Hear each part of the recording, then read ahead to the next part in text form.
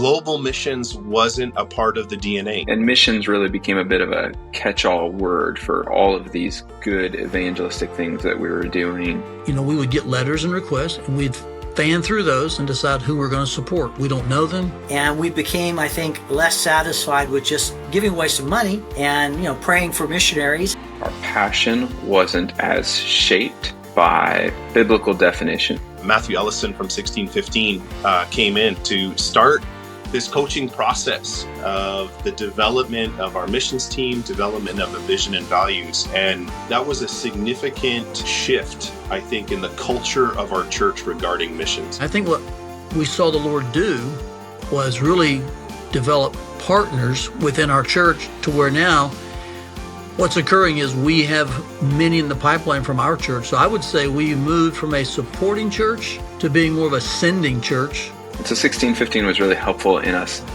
taking what we had in front of us, this great history from our church, laying it alongside Scripture, seeing the discrepancies, and then starting the process of alignment. We're much more defined. That's the word I would use. We actually didn't fire any of our missionaries. That's not what we did. But we did lay new tracks on what it is we as a church wanted to do. Before we were investing a little bit in a lot of people, and now we're investing in a lot in a few people. We have a roadmap, and we have a picture of where we want to go. And so it's a lot easier to measure where you're going if you know which way you're heading. The greatest fruit that we've had is clarity on missions, that it is an essential component of normal Christianity. Currently have several from our church on the field in leased access areas. We've planted 6 churches here locally, 1 internationally.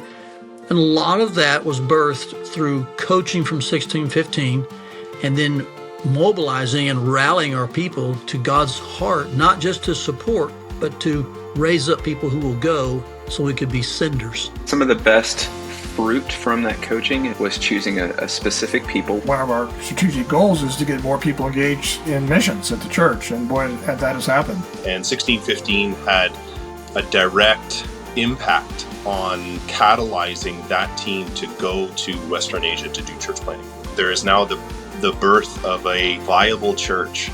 To take a step back and consider that, what a miracle. Before 1615, we would have been a church that just decided which missionary got which money. Today, that still happens, but far more exciting than that is how we as a church are engaged in the strategic places that God has put our hands on. I pray the Lord continues to use 1615 mightily to continue to awaken the church to her glory and purpose in this world.